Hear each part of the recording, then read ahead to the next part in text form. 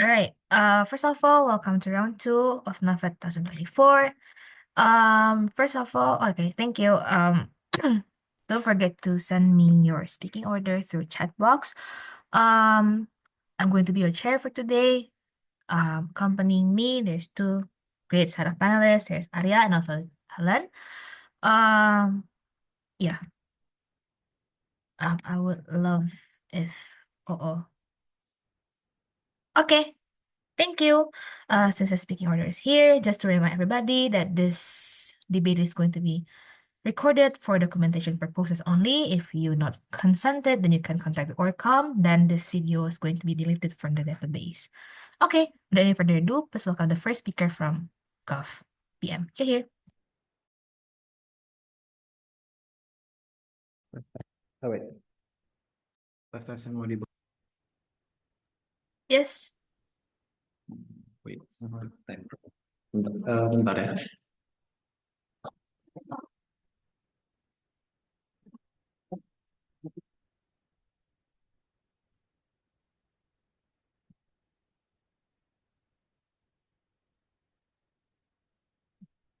Yeah, I unmute. I'll try to take one at closing and at 5. So yeah.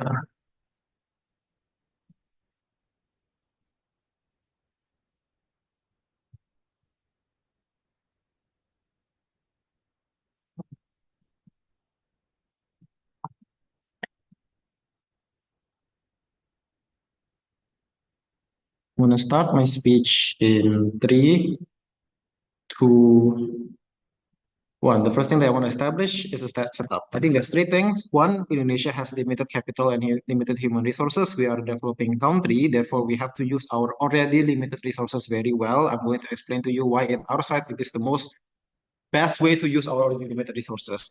In opposition, you have to defend total equal development, by the way. So this means you have to make sure that every part of the rural areas do also have the infrastructure, school, and etc. Just like how the city has it, right? Therefore, I think this is bad in their side because it's going to be way more expensive. Thirdly, this is a this house belief motion, therefore it's a value judgment motion. If we are able to prove why this is good for the long run or etc., we already should win this debate. So firstly, how does prioritizing look like? I think this means more education facilities. So it means more smarter students. It means more subsidies to give education, which means it's going to be easier to access for them to achieve, right? Because second tier city, I think this is still important for second tier city. If they want to run with the characterization of second tier city does not need this kind of education, I would disagree because second tier city also still have certain part of the city that is not developed. Therefore, most likely these education facilities, these subsidies are gonna be important to those part of the city itself. Second, I think this means more business incentive or at least better interest rate, and that will incentivize people to do more innovation. It's now easier for them to loan. It's now easier for them to make businesses. Therefore it's easier for them to make jobs, make innovation because they have the opportunity to do so, and most likely because this is in the second tier city, I would assume that it most likely mean higher education level, at least good quality education is most likely going to be more accessible in our side in comparison to small area like Kalimantan or what they're going to defend in their side. Why then, when you prioritize this on specifically big cities like second tier city, this is good. One, I think this is going to be this is principally right because this is going to help the country as a whole. Since this place is most likely having the most population of Indonesia, the moment that we help in these big cities based on utilitarian metric, we already help the most people that is needing this kind of help, right? We should already win on this. Second, they're most likely going to contribute most to society anyway. They are the one who's going to develop facilities in the future, make good quality human resources, making more jobs, therefore economic growth is more accessible. The one that can attract investor, make innovation and lead Indonesia to at least a better place is most likely this kind of people. So by prioritizing, it means two things. A, you are principally right because you're already helping the people who is going to contribute much to society anyway. Second, I think you will also have the most progress since it means most likely state and private facilities or entities. I think when you do focus on this, it means most likely there's going to be like, working together, etc. There's going to be contract, etc. And this is good because in big cities, like second tier cities, most likely they have good quality human resources. They have people who are very good at managing their own businesses, and they have a lot of professionals. What does this mean? This means they are able to operate on their own because they have the capability to do so in comparison to a smaller area, which is much harder for them to have this kind of skills exactly because education is not easily accessible, right? This means in our side, it means more progress because they are able to work better, and it means it's also in our side, we also do not have to invest that much time in them, and we are able to allocate this kind of budget to be more spreadable. So this also means most likely, second, less resources are going to be put in this because it is easily spreadable. When less resources have to put in one businesses, it means you can put that resource in other businesses or other sector of the city, and you will still have the same progress. Thirdly, when this business are able to succeed, it means you're also likely going to be succeeding too, because you most likely get a cut from this kind of a cut from their success. You're still going to get more money. This means in government side, you put money into this and you still gain more money afterwards, meaning you still have more resources, and therefore again you are able to spread this way more. In the comparative in opposition, it's hard for you to spend money because a it's hard for you to, most likely because less quality education is accessible in them. You have to focus money on training them. You have to focus money on mentoring them. You have to hire professionals to go there and make, like, a very long process, especially if business usually have like a bureaucracy, right? It's way time consuming, way it's way more expensive this way, meaning it's also less likely for you to be able to spread out your resources to help a lot more people, right? And secondly, it also means most likely in their side, successful businesses is most likely less likely going to happen because they have less experiences in managing this kind of stuff. When bad businesses also fail, it also affects our resources because it means our investment just went through flames. In our side, it's much likely to be succeeding. It's much likely way better in our side. But second, I want to say that equal development is also the prerequisite in our side, right? But before that, any POI from closing? Three, two. Indonesia is not a country that is extremely, extremely poor. Indonesia still has the funds. It's the matter of allocation. How do you justify that?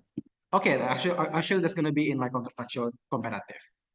I think, okay, for first I want to establish equal development is also the prerequisite if you focus on second tier city, right? Because note that prioritization does not mean elimination. Most likely there is facilities that's being built. Most likely it's just is in a minimum form, which still feel the basic necessity, but it's not going to be the priority. Second, good cities also have good overall, lead to good economic condition overall, meaning the economy goes up, there a machine that is more cheaper is going to be way accessible. Therefore, it's overall going to be like cheaper overall, good for everyone. Second, big businesses usually open branches too, right? Which because they have the incentive to do so, as this part of city that is developed means like there is more innovation and more product. If big cities they're gonna get outcompeted, they have the incentive to go to small cities so their product can shine. But this also means more job opportunities, more business will open in small area, which means but it also means development to the small cities can happen too, exactly because you help you help the big businesses to grow exponentially, and it will trickle down to small area. But lastly, the counterfactual in their side, exactly because it's expensive, it is unlikely for you to be able to focus to every single province in Indonesia, especially when there is a lot, with there is a lot of people, different amount of people, you have to adjust to everyone. It is unlikely for you to do so with the limited budget. Sure, we can have you can argue that we perhaps not as that poor. Well, I would argue to you exactly because Indonesia is a very big country, it's most likely going to be expensive. Proud to propose. Thank you for the speech. Now to open the opposition case, please welcome LO. Here, here.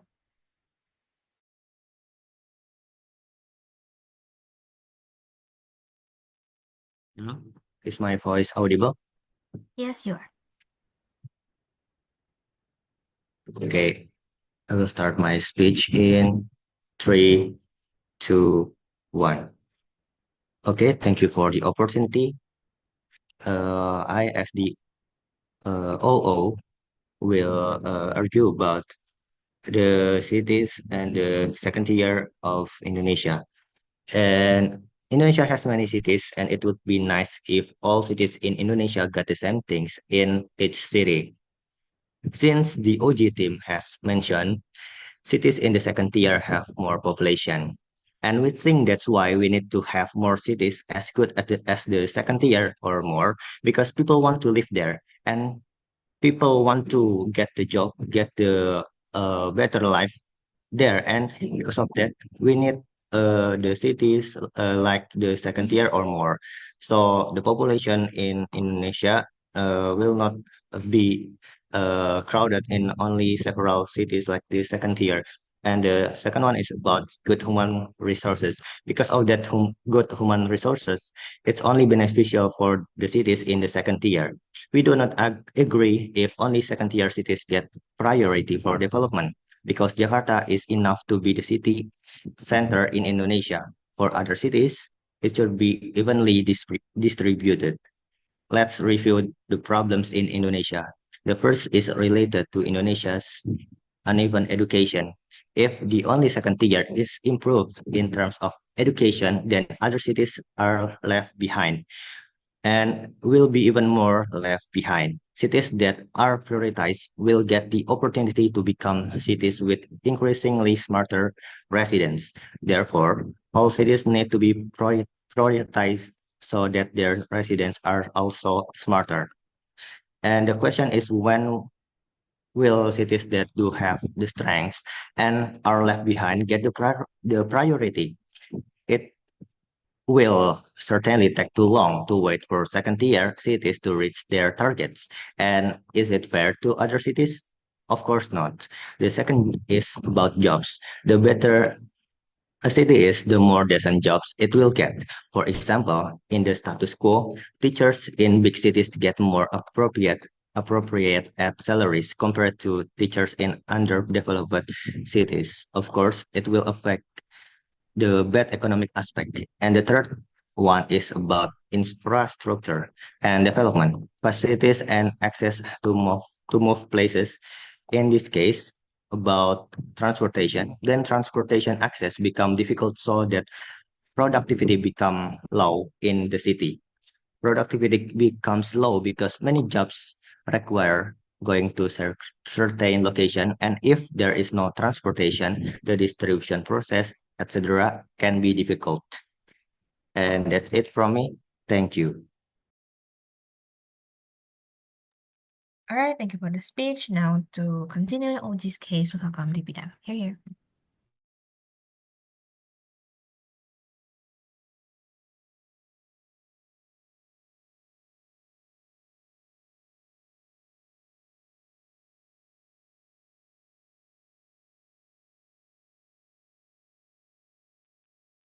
Am I audible? Yes, you are. Okay. Will I preference through chat? Please do not unmute.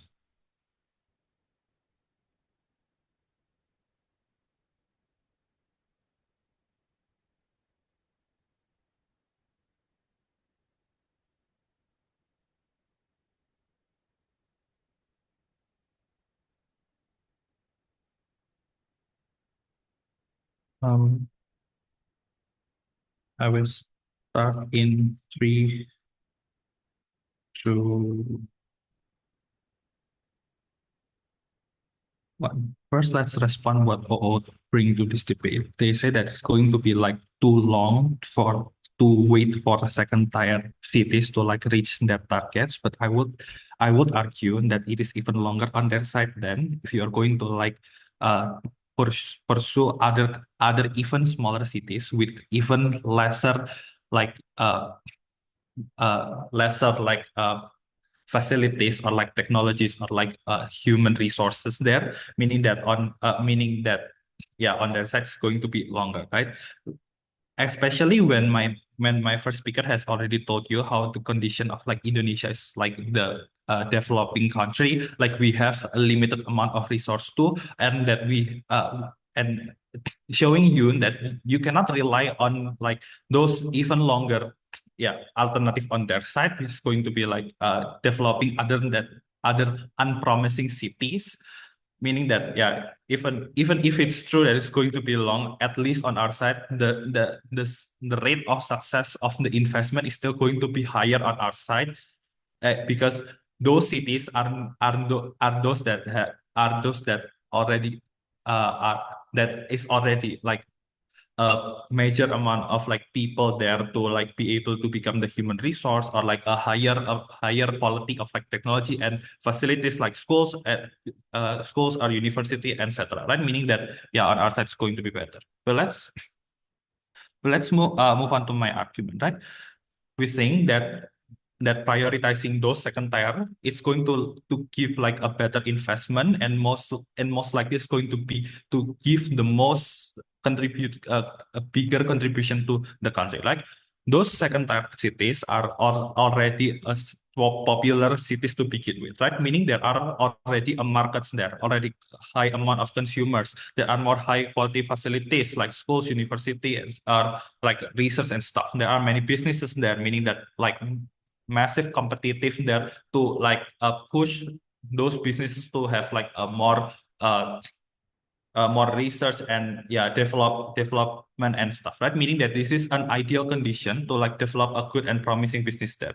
Investing more money on those cities mean that there are a guarantee that this investment will succeed right? Because when they are already like have like a settled human resource and stuff, meaning that if you like give them more money, meaning that there are going to more chances to like improve the research or like the development to like to make like a business more able to like extend their business, right? But comparing to to opposition side of the house, those other cities are cities that are not popular, right? Meaning that those are the cities that do not have like a high amount of like tourists, for example, or like high amount of consumer to begin with, right? Meaning those small cities that is already needing of a high amount of investment for infrastructure will also need massive amount of investment on things like marketing and stuff, so that the investment would like be successful on their side, right? They're going to be less guaranteed that on their side the ROI will succeed, especially when you are going to like improve all the cities like in on equal, meaning that you are going to like compete your own cities for like consumer to go, like for example, it is going to be like very hard for you to like get more consumer for like each particular city, right? Meaning that the ROI or like how those cities are going to get like consumer it's going to be right.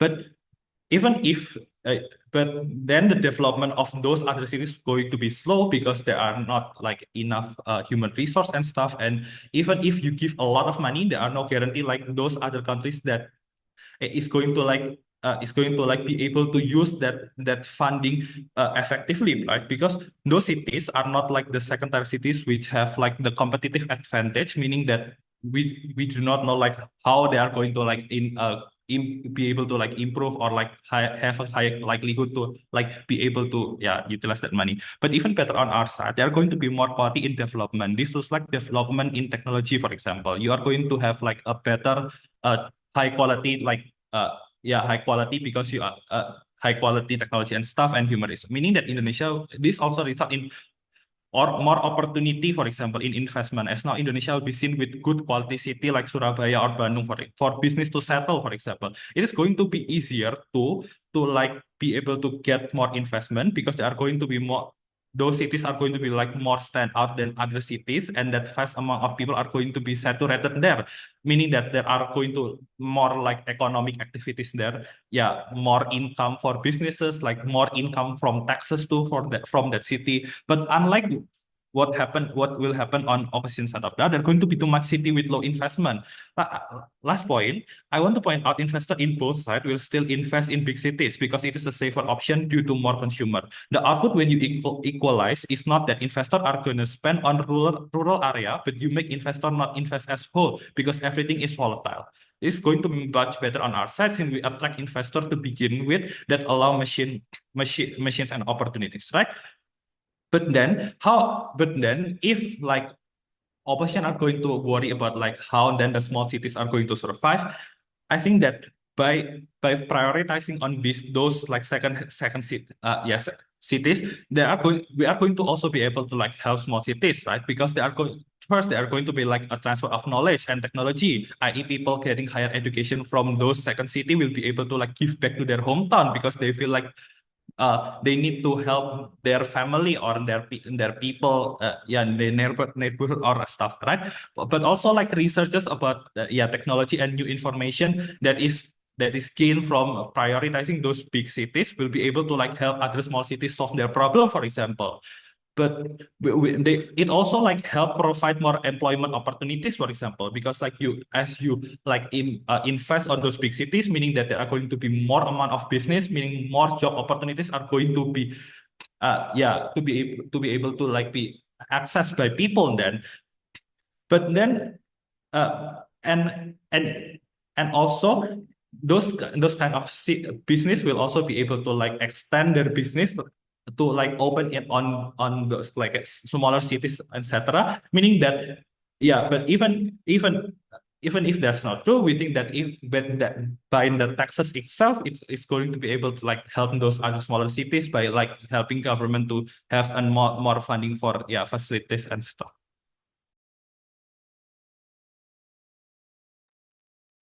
Thank you for the speech. Now to close the entire opening bench, please welcome DLO. You're here. Am I audible? Yes, you are. Okay. I'm going to start my speech in 3, 2, 1. So our team, as the OO team, we partly going to oppose for this motion that screams, this house believes that Indonesia should prioritize developing its second-tier cities over pursuing total development. But first of all, I'm going to mention all the arguments that already been mentioned by the second speaker of the OG team, that even lesser facilities and technology, meaning that it's going to be longer and like we have limited resources in Indonesia. But if we're going to use like even though it's going to take a long time and we're going to have like limited resources, we're also going to try and manage the resources itself. And if we could manage our resources through through like the developing like smaller cities, like not just like the second tier cities, but also like the smaller cities as well, then even though like it's going to take a lot of time, it's going to be worth it at the end. But for like the second speaker already mentioned, it's going to be a long, at least rate of the investment would still be higher because the cities that's already been major for human resources and for school.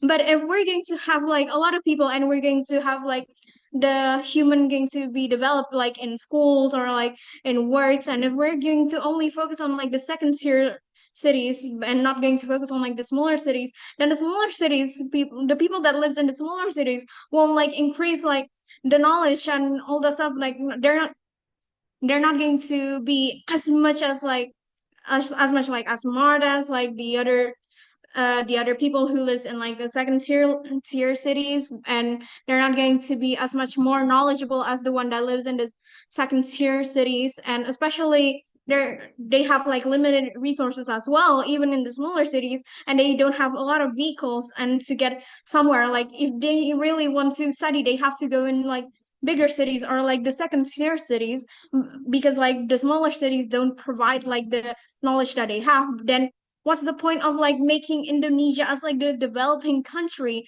to make like the people around Indonesia to develop like their knowledge and to be like a country that is, yes, developing right now, but like how to make it like developing equally to like all of the countries around Indonesia, because Indonesia itself has a lot of countries to have. And if we're just going to invest in like some of the big cities, then what's the point of, like, Indonesia has like a lot of cities, then what's the point of like having to focus on like the second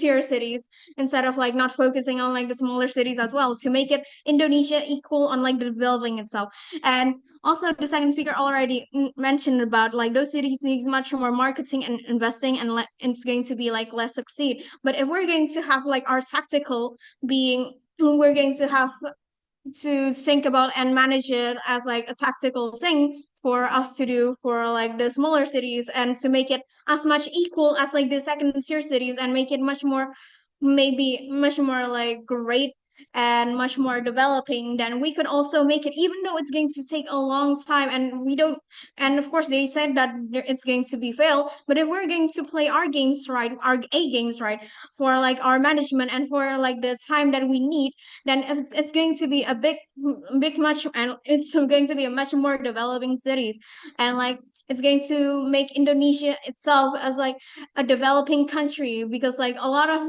and a lot of cities in Indonesia could be as much equal as like the developing. And now I'm going to talk about like the arguments that I'm going to say, and we could see that a lot of people are working in Jakarta due to the fact that it is the center of the city, right? Now let me bring you as to why are we going to oppose. First of all, like we already talking about like the second cities and like smaller cities, right? And a lot of people, of course, they work on like Jakarta, but they also work like the second tier cities as well. But how about the smaller cities? They would probably think that they're going to have not a lot of income unless like the business and central overall. But if people really can't go somewhere or can't go anywhere, especially that the vehicle's going to be hard and going to cost as much as they really want to go, then as much they really want to go and study and learn, or probably like developing their own businesses, then it's going to be hard for them to develop itself, especially if they're like in smaller cities. And that is why we really need to be developing like not just second, no thank you, no thank you, no POI. And we're going to be developing like not just like smaller, not just like the second tier cities, but also like the smaller cities as well, to make Indonesia as like a developing country. And some may have higher income while some do not have higher incomes. And if we're going to be only focusing on the second tier cities, then how about the other small cities? Let alone Jakarta's economic standards are higher due to being the capital of the cities. But if we are only going to increase more of the development only to the like second tier cities over pursuing total equal development, then that won't make it as much equal as it is. And if we look at the small cities that some might have rarely known about the societies, then focusing on like the second cities would drown the other small cities and become barely developed or barely known. Even the economics itself would not get as much as income as to where the big cities of like the second tier, especially for them living and like their needs they need to do, especially like they're in like a small city, or if they really want to go to other cities. And for example, we're going to develop focus on like the second tier country only to just make it as a total equal development like Jakarta, which is the capital of Indonesia, then that means we won't have much development in other smaller cities, especially the one that are not in Java. For example, like smaller cities like in Borneo, Sulawesi, etc. And the people who live there won't get as much as development for their livings if we're only focusing on the second tier cities, especially the fact that most smaller cities have broken roads, have a long way to transfer from one to another place, and don't have trains, especially like my first speaker already mentioned about like the vehicles would be hard, and it would be hard for them to get their way if they really wanted to, and would cost as much as even more than a lot of people. Like yes, Indonesia has some limitations towards the resources, but we are going to focus on like the second tier cities. Then what's the point for like the smaller cities? And some smaller cities, for example, might need to have much more income, but the cities that mostly in the second tier list won't cost as much, depending on the value as well. But if some cities as or like that, and that means the economic won't balance from one city to another. And we only talking about the second tier cities just for the progress and development in this country, then it would still be the same and unequal. Especially the economics itself is important, not just for livings, but to live and invest is what you need. Especially having development cities would be good for Indonesia, and Indonesia would be much more developed. But what if we're only focused on the second tier countries? Then what happened in the smaller cities? And Sarah, are we not going to see other cities and focusing? This is why we need a solution to this, which is to develop not just the second tier cities, but also focus on the other smaller cities. And it's going to be worth it if we're going to manage it well and going to have the time that we're going to spend, even though it's going to take a long time. Thank you.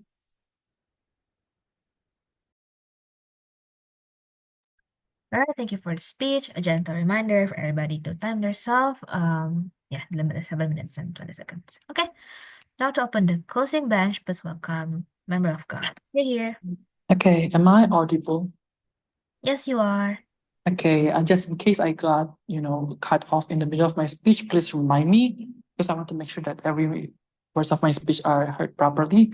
For POI, can just unmute yourself. Pronounce they them. I'll be starting my speech in 3, 2, 1.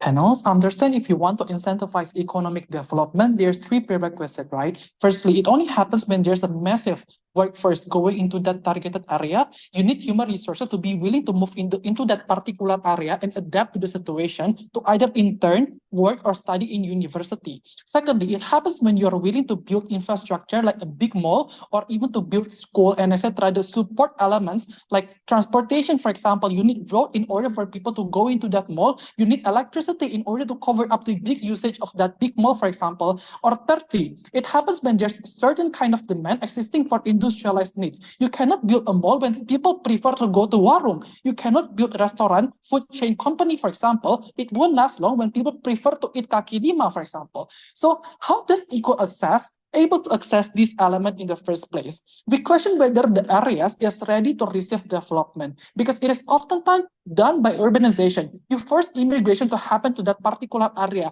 You are going to allocate people by outsourcing to drive the economy, for example, and you oftentimes have to create a big infrastructure, economy, etc., to drive the system, right? You need to centralize the development, for example, in order for the economy to start developing. But by this impact is bad because most of the time, forced industrialization will only happen that you have to go to into untouched forest to deforest the forest, that you have to build infrastructure there, that you are forced to destroy the ecosystem, for example, in order to build your company, for example, right? It means that you are going to lose a lot of like Sumatra tiger, etc., because you are taking away their forest for the sake of building more infrastructure. This is likely because oftentimes to force most cities to follow the standardization of how economies are driven most of the time to an extent. This is an investment, right? So we think that what is missing in opening, have not debated, is about how return of investment will exist on their side of the house. Just because you suddenly invest in that particular area doesn't mean that the investment will happen. So at best, even if opposition are able to prove you why you deserve investment, but they're not able to explain why return of investment happen, it is at best just mismatch of solution, right? So it means that you are pouring money, but you are not getting any of investment, meaning that investment is not charity.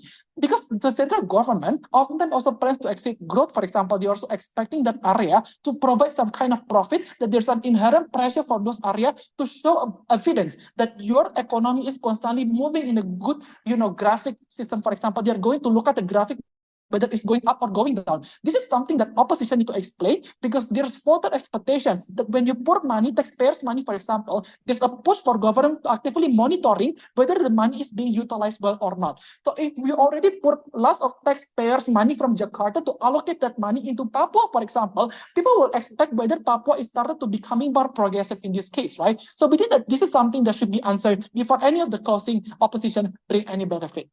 So let's understand with such a big cost and benefit, is the output and outcome good, right? Judges, we say it's no, because at best it is only trying to force innovation or try to force progressivity to happen in that particular area. So if you force to build a mall in Tanjung Pinang, but it goes bankrupt immediately because people don't have the routine and habit to go to mall for consumption, to massively, consume something that is very luxurious, because people are just focusing on trying to survive and trying to get, fulfilling the basic needs, for example, so they don't have the urgency to constantly spend their money in luxurious needs. So within that opportunity and also the chance for you to develop certain area only exists when there's a clear demand, but there's no supply at that area. So, for example, like there's a lot of people wanting to eat donut in Semarang, but there's no supply of donut, which means that this is a good opportunity for us to outsourcing people who can make donut to go to Semarang, and therefore people will start to eat and try to make it viral, for example, right? But if you go to a place that don't have the incentive to eat donut, for example, but you sell them a lot of donut, which means that donut store will go bankrupt immediately because basically people don't like donut. People prefer, for example, kue putu. So at best, it's like a Mandalika that goes bankrupt quickly because it is only viral and people think, oh yeah, it's fresh, that there's something that is very trendy, that is very viral. But after that trend is over, for example, people quickly go back to their routine and go to their habit because people just generally don't integrate the part of that consumption in their life, for example. So within the innovation on site CG, we believe that it should be triggered naturally because it is based on the basis of people continuously wanting to repeat that habit inside government, right? So yeah, within that APBN, it's not different like what OG characterized. OG characterized to you that we should earn profit, that we should create growth, for example. But within that economy doesn't always have to always looks like the graphic growth, for example, but can also be stable, start to grow. For example, you grow 0.5% each year. It means that there's a sign of empowerment of the economy, right? So we think it is justified because the angle we take is in CJ is that we don't need to provide economic development will suddenly be skyrocketed like first tier or second tier country, or why we need to have more money, for example, but we just need to prove why in the context of like this motion that specifically draws the area that we debated on, we prefer to have this specific economy policy implemented in this particular area, right? So before any of that argument, CO or POI, opening opposition. Okay, sure. Continue. So what we prefer inside CG is we prefer to trigger areas that actually are ready to accept new segmentation, that ready to make trend and ready to accept new innovation, for example, right? So we look like second tier, there's Bandung, Semarang, and Medan. These are not overpopulated and monotonous like Jakarta, because Jakarta is obviously having stagnancy of economy because there's basically no part of demand to grow anymore. It is just already being fulfilled, right? So in this area, people still have capacity and still have purchasing power. They still have the ability to consume luxurious item, but simply because they are still having some kind of unexplored demand and potential, right? So this is the part of where economic growth can take place because we are able to incentivize people to spend money, for example. So there's also a lot of human resources and university that allow people to actually accept this kind of like technology, right? Why? Okay. And this is how the demand will happen because society generally accept growth. For example, in this area, people are already get used to receive, fast trend or even like there's a lot of like changes happening. So people are already get used of adapting towards the new trend, for example. So which is why this is suitable for this area to receive growth on site. CG, right? But why is it better for us to take slow and steady step, for example? Because an economy need to adapt to the people's need and fulfill people's demand, right? So the trend like sustain, like donut viral, for example, need to happen because people have demand of that, for example. So people in city like this generally have the capacity to purchase it, right? Secondly, innovation is triggered because people simply want that innovation to happen, for example. But if you force an innovation to happen, it will often be very volatile and not based on something that would sustain in the future, but at least we create innovation that people would want to constantly go back, for example, because people have capacity, people have purchasing power, but not in the area that people try to equalize, but simply they don't have the capacity. We are so proud to be CG. Thank you for the speech. Now to open the closing opposition, please welcome member of here.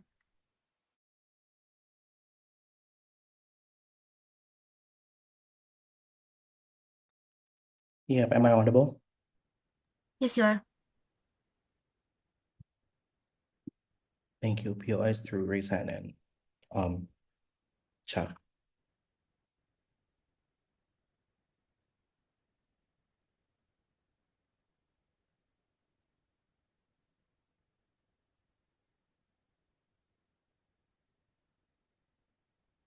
I don't like how out of touch opening debate is. Like, they need to provide relevant context to prove why their scenarios happen to be true. Like, review your notes. If I were to tell you that they are talking about other countries that are developing, like Malaysia or Philippines, you'd be convinced that that is good, that happens to be the case. I don't understand the importance of OG on business and job opportunities. If anything, both sides will concede that satellite cities will form around second-tier cities anyway, so trickle-down development is still likely to happen. We're talking about other cities that's probably located far away from the second-tier cities and second-tier cities that needs prioritization for them to actually develop. So it's not like we're talking about Makassar and Goa. We're talking about areas that's probably deeper down in the deeper in towards the center of like Sulawesi as opposed to like the ones only near the beach area or the coastal area like Makassar, Toraja, whatsoever. But second of all, opening opposition hardly mechanizes their arguments. We steal this and we will tell you why it's very important for national scale development to happen and equal scale development to happen in a lot of the areas. But first, one response towards closing government. They told you that other areas cannot be developed because you need to prioritize proportionally allocate tax money. Two responses. First and foremost, this is untrue. Taxation happens for national development anyway. It's not only for certain cities. Who told you that Jakarta should only be the area that is developed? That is truly unfair. But second of all, this is where we flip the argument. We say that national scale taxation is going to be bad where you choose to develop only certain areas like second-tier cities as opposed to the literal whole nation. If you know that people in Makassar are equally taxed as people in Jakarta, and like they eat the same food and they get the same amount of tax, but suddenly the development only goes towards the cities that are larger, or apparently goes towards larger cities. This is where we have a problem. I'm going to have two things I want to address in my arguments. First, let's talk about the values of democracy of Indonesia, why it's within the spirit. Second of all, equal chances of development and the benefits of it. First, let's talk about the value of democracy, because here's the thing: equal development needs to be upheld irrespective of the outcome, because Indonesia is a democratic country. The premise is that Indonesia, for the longest time, have prioritized like national identity, cultural identity from a lot of areas, but we don't see that really manifesting in a national scale. Two problems to be identified. First and foremost, for the longest time, the Indonesian government has very little plans and has shown less tendencies to develop lesser developed areas. This is problematic because of two reasons. First and foremost, the central government has been elected into office by the entirety of Indonesia. This means that there is a full extent of trust granted towards them to the entirety of Indonesia, but it's the fact that for so many years now, there is so much deprioritization happening towards areas that are more on like the edge as opposed to the center. Like Sabang or Merauke is very like it is hard to prioritize. That's why there are separatist movements literally on this edge of Indonesia. But second, it's also the fact that the legislative system is so supported by people from different areas of the country. We have DPD. This is not utilized properly, and this comes off as a false sense of representation. But the second issue here is also the fact that the people in Indonesia have no choice to choose where they live. Like they just happen to live there and is born there. Like urbanization is not an option. Like other benches have talked about this because of overpopulation, things such as environmental concerns like pollutions whatsoever. So enhancing qualities of other areas is completely needed. Indonesia needs to prioritize human resources. But how do we feel the democratic values in this argument then? There are two ways here. First and foremost is the moral principle of good governance in two ways. One, people grant the vote towards the rulers who craft the government. The only way for them to give back is if people actually make the effort to go to different areas and develop respective areas. A police officer who has worked in Papua has come to like one of my kuliah umum, and the reason as to why people are so out of touch is because there is no politician that wants to go to that area and try to see the issues there. This is what we need, like for people to actually go to the specific areas and prioritize these kinds of things. But second of all, it's also the fact that Indonesia has benefited from the culture and the ways of living of these people for the longest time. They label this country as a cultural country that needs to be, wonderful Indonesia. This is the way that you contribute back to make sure that everyone who truly holds these values of this culture close to their hearts also get credited in terms of like pragmatic benefits. But second thing here is that you also uphold human rights for everyone. You fight for the rights of the people even in places where they do not choose to be born in. Like this is an important principle to be fulfilled by the Indonesian government, because insofar as the government has the highest authority and duty to analyze the structural problems and reorganize the local systems and to give resources to these areas, we say it's very important for them to actually change. Revolutionary changes and development is very important irrespective of the traditional ways. This is where we clash with CG. When he talked about kaki lima and warung being the ways of life with people, first and foremost, that will still exist in these areas irrespective of like the development that's happening. But second of all, preference of kaki lima and warung exists only because that's probably the only thing that they've been exposed to since the beginning of time. Like they're born with those things actually existing in these areas. This is why if you want to expose them to malls, you build malls there and you create a lot of modernization. Why is this argument important? The inclusion of Indonesian society under the social contract is important. Like the idea of Indonesia's social contract as a republic is that each state, I told you not to, Mike, by the way, is that you unite under the national vision and promises. This is how we include the unity of provinces under Indonesia. We understand that this is going to take time, and it's gradual. We think that this is okay. This is a House believes that motion. We think that the initiative matters. Before I proceed, opening. If your urgency is true, we told you why in our side, when you invest to big businesses, this will trickle down to small area, which means we also help the small area, therefore helping your, we are still fulfilling your champion on human rights, on inclusion. Okay, how significant is Bittersweet by Najla going to help smaller areas? I don't think so.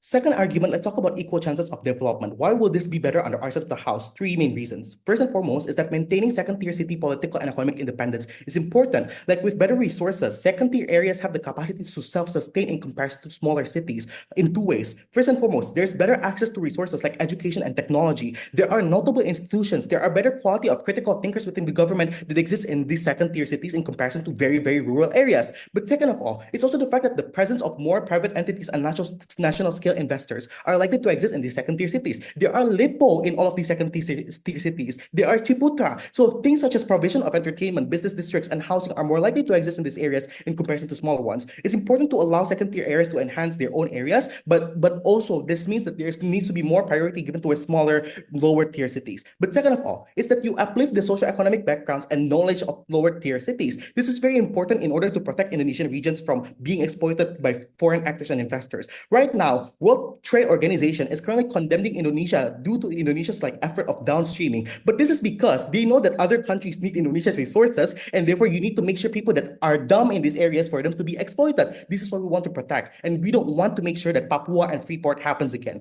But thirdly then, is cost efficiency. Right now, Indonesia second-tier cities are being prioritized by FDIs. FDIs don't want to enter very rural areas because they don't think that it's promising. So the only actor to help very rural areas is the Indonesian government themselves, and this is the way that we become cost efficient. Very proud to win. Thank you for the speech. Now to close the entire government bench, please welcome Government Whip. Here.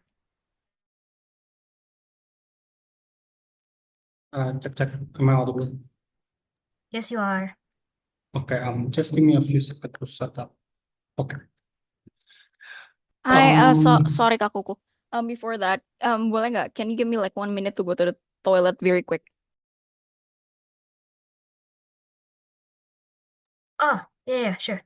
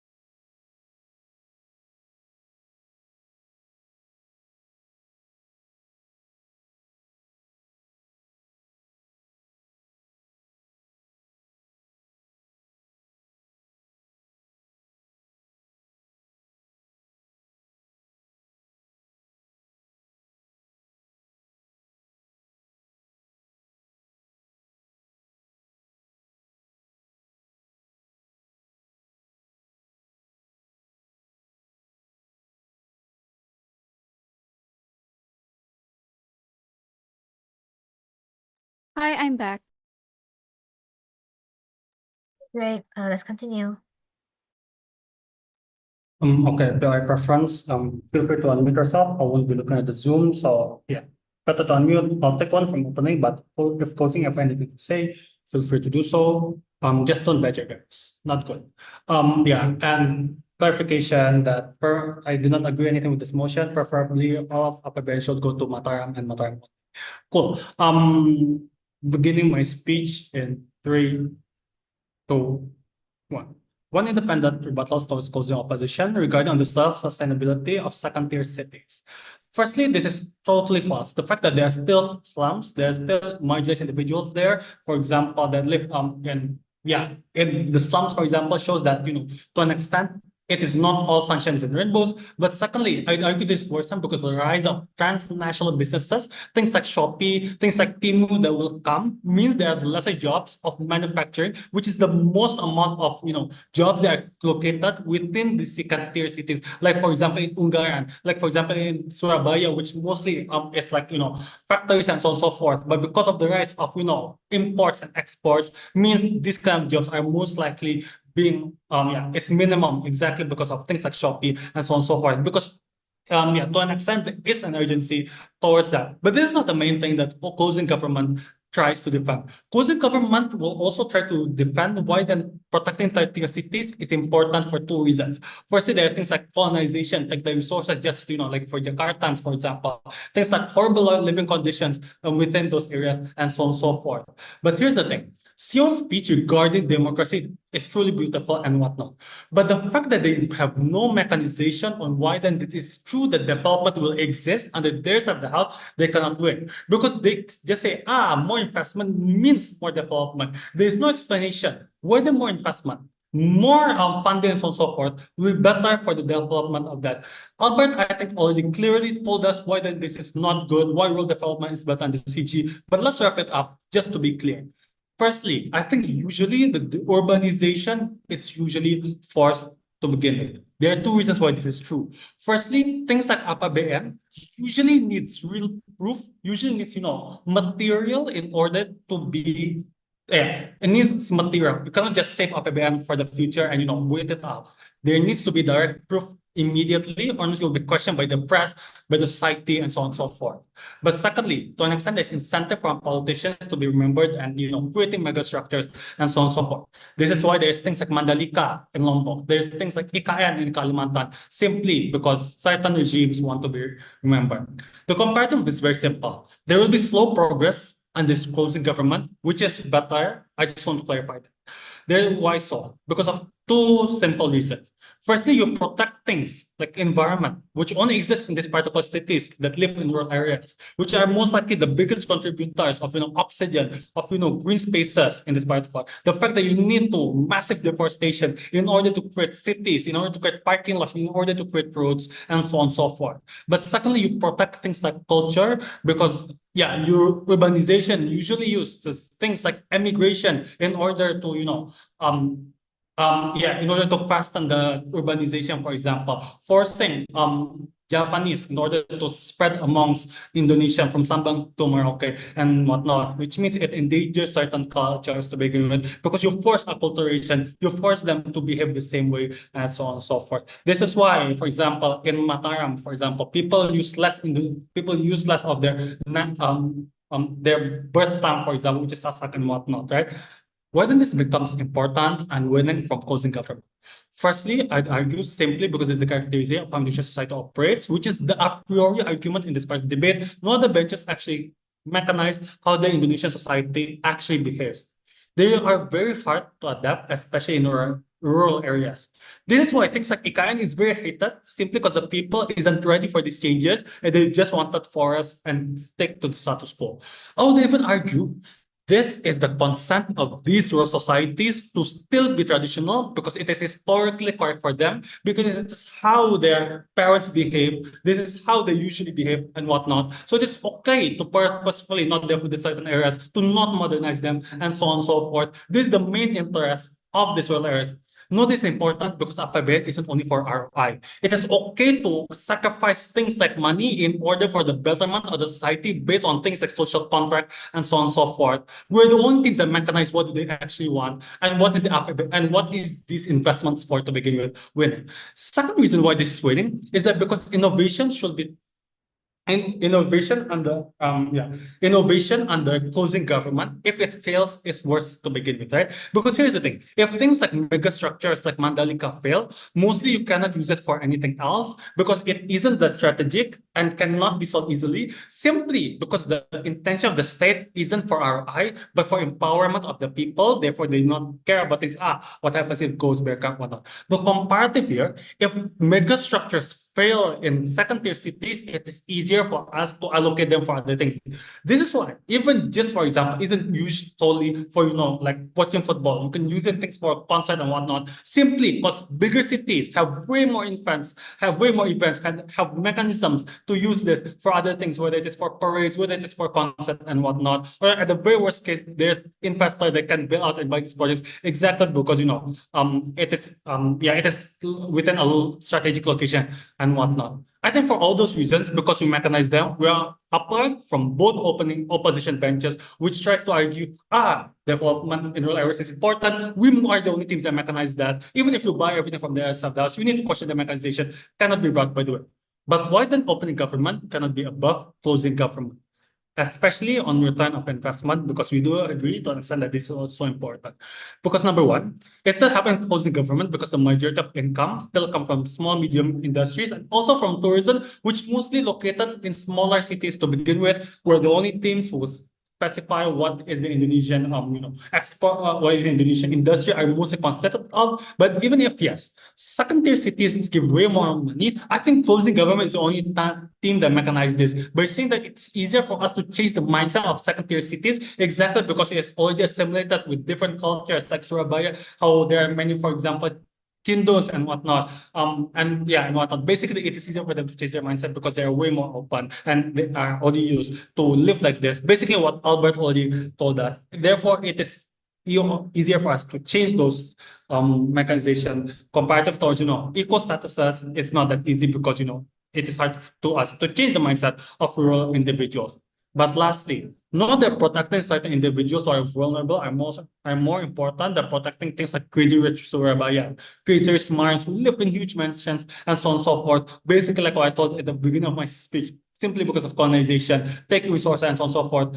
Comparative to opposition, we're the only teams that specify whether the rural areas need to be protected because of very bad things, but we give the mechanization a priori.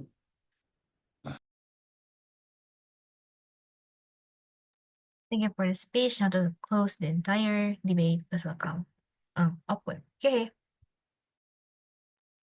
Can I be heard? Wait. Yes.